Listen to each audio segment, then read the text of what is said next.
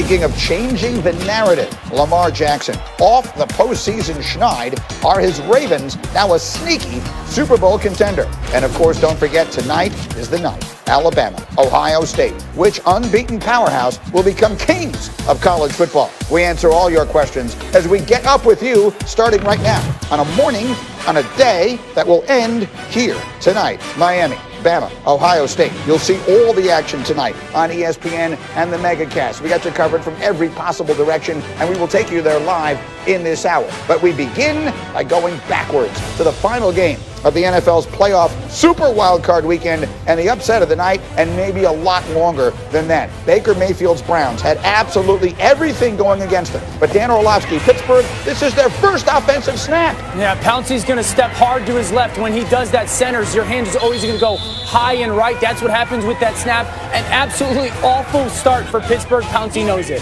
That was the first play of the game, and then it just gets worse. Ben Roethlisberger, Dan, trouble. Yeah, the internal pressure forces him to panic with the football. He's trying to find a check down. It's an awesome job by Stewart getting that one hand on it when that ball floats. A big interception. I love this route by Landry. Widen up your stem away from that dropping linebacker. Create the window for Baker Mayfield to throw that ball to. Great with yards after the catch. So it's 14-0, basically 5 minutes into the game, but wait, we're just getting started. Browns get it back, and look at the physicality from Kareem Hunt. Yeah, just the finish at the goal line. A run game clinic yesterday from the Cleveland Browns. Kareem Hunt imparting his will on that Steelers defense. We're still in the first quarter, and Dan, Ben is picked off again. High and high. This throw's a little bit high, and it's a little bit hot going to Deontay Johnson. We've seen some of the drops, but it's a great job by Cleveland. Catch those tips and overthrows. Huge part of this football game for their defense. And then Rex, the physicality on the ensuing drive to punch it in for the score. Yeah, are you kidding me? I mean, the Browns totally dominated both lines of scrimmage. That was really a difference in this game. 28-0 at the quarter. Second quarter now, Steelers with a 3rd and 2, and it's Roethlisberger. Maybe this one isn't his fault, but Dan, it's just getting ugly, and that would be, get this, Baker Mayfield. You think he wants this one? Look at him selling out here on a big 3rd and 6. One of my favorite plays of the weekend, Greeny. This is Baker. Look at this effort right there. That's the kind of swing, that momentum that might have been happening. Just pure talent and effort, and then the ability to, okay, Austin Hooper, you're not going to cover him down in the red zone on the corner route, ball out on time. A huge end of the first half drive by Baker. 35-10 Cleveland at the half, but wait, Pittsburgh's got weapons, and they're coming back. This is Eric Ebron for a touchdown, so it's 35-16. They go for the 2, they don't get it, but then more offense. They continue to work it here. Dan, it's Juju Smith-Schuster. Yeah, being really aggressive, going for it on 4th down. It's a great job by Big Ben going to number 4 in the progression. Juju fighting against man coverage for the catch. So they got themselves back in the game, and then this was really the backbreaker. I just love it. I love the situational call. I love the formation. I love the execution by everybody on their offense. Just perfect timing for the Browns. Dan's going to break down that whole play for you in a moment. Meanwhile, Ben Roethlisberger then threw his 4th pick of the night. He passed for 501 yards, 4 touchdowns, 4 interceptions, emotional afterwards. Baker Mayfield, meanwhile, a rewriting of his entire narrative. What a win for Cleveland. We're here for a reason. There's a new standard, and I keep talking about it. No, I wasn't here for the things that have happened in the past, some of which I was too young to even remember. And there's a new standard, and we're going to, try and keep it that way. A dominant performance like this, what does it say about who you guys are? Who are the Cleveland Browns right now? We're the Cleveland Browns. Same old Cleveland Browns. So that was sort of echoing the words of Juju Smith-Schuster from during the week. We spent a bunch of time this morning talking about the Browns and the enormity of that win. Dan's going to break down a play in a minute. But RC, I got to come to you on the Pittsburgh side of things, and particularly with an aging quarterback. Where do the Steelers wake up this morning? They wake up in the place where they can't win a Super Bowl with Ben Roethlisberger.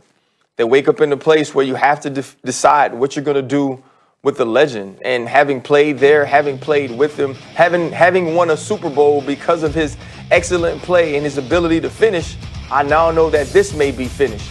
If you put all 4 of the starting quarterbacks in the AFC North in the hat and you shook it up and every head coach got an opportunity to pick out of that hat, every head coach would be praying that he didn't pick Ben Roethlisberger. And that's not a place you ever expected to be. You never expected that to be what the AFC North is, because he's always been king. But now with 41 million counting against the cap, with the ability to throw the football downfield fading, and with the ability to take hits inside the pocket and improvise and make second play opportunities gone, Ben Roethlisberger can't quarterback this team to a championship. Ben Roethlisberger can't quarterback this team to huge playoff wins. And so for Mike Tomlin, for Kevin Colbert, the GM, they now have to make a huge decision. Is it going to be loyal to Ben Roethlisberger, who's given us so much, or be loyal to this organization and the fan base and find a way to move on and win a Super Bowl? Well said. It's not about what he's been. He's a first ballot Hall of Famer. Of that, there is no debate, but the future is very confusing. And how do you explain it, Rex? The Browns weren't in their building basically for the last 3 weeks. They barely practiced. How do you explain last night? Yeah, it was unbelievable. Look, one team was ready to play. We get that. We knew that. We just had the wrong team. Like, how the hell can Cleveland be ready? They got no head coach. They don't practice. They don't do anything. And yet, holy cow, they're ready to play. And I'm going to tell you why they were ready to play. Juju Smith-Schuster, congratulations, my friend. You had your team not ready to play, and you had Cleveland ready to play. All right? Because some stupid comment you make. Oh, yeah, hey, they're the same old Cleveland Browns. Well, guess what? They ain't the same old Cleveland Browns. And here's another point for you, Juju. You ain't the same old Pittsburgh Steelers, my friend. And that's it. He walked in there thinking, hey, we're the big, bad Pittsburgh Steelers. No, you're not. And you got physically punked yesterday, that entire football team. So they got some issues. Look, they were 11-0, Greeny, and everybody's praising them. I wasn't. I was concerned with them. Why? Because the style of play. That ain't Pittsburgh football. And look, that team right there, Pittsburgh, always priding, hey, even their fans think they're tough, and all that stuff, even though most of them are women. But anyway, when they sit back, they go in there, they're tough ass, we're going to do this and this. Well, guess what? Their football team's built that way. I don't see Jerome Bettis. I don't see Alan Faneca. I don't see people like that. They don't knock anybody off the line of scrimmage. They get dominated both sides of the ball, and it just ticks me off because Pittsburgh, to me, ought to be about toughness. Mike Tomlin's a tough-ass guy. He's got to bring it back. When you're going at it, drives me crazy. They get inside the 10-yard line. Let's go to empty. Why? Why? And I know you scored. It took you four cracks at it. You scored one time. I can't stand it. It bothers me. It ain't Pittsburgh. Cleveland right now, that looks like a dang tough-ass football team. And so to me, they're physical. That's what wins in the playoffs. Your ability to play defense and run the football. And Cleveland's all about it. And guess what, Pittsburgh? You ain't about it. That is extraordinarily strongly said, and I think it's hard to argue with a lot of it. Meantime, Dan, you were telling us this morning that you think the biggest play of the night came on that screen pass to Nick Chubb. How did they do it? Yeah, Greeny, I think this screen pass is going to go down in kind of history for the Cleveland Browns because this was the momentum changer, right? This was the Undertaker for the Steelers coming back to life. And this is the nail in the coffin by the Cleveland Browns and Nick Chubb for this offense. And let's show you how it happened. So first of all, there's going to be 4 parts of this play that stand out. All 4 parts matter. Without one of the other, it doesn't happen. Robert Spillane's going to be a blitzer. Now, everybody at home, when you're running a screen, there's a rule. Never block a blitzer. Why? Because when that guy blitzes, you don't want to stop his momentum. You want the blitz to take himself out of the play. It's a great job of the Browns not blocking Robert Spillane as he blitzes. That's piece number 1. Piece number 2, I want everyone to keep their eyes on the center, J.C. Tretter. Look at his vision on this linebacker, Williams. Now, why does he have vision on the linebacker, Williams? Because his job is to go hug the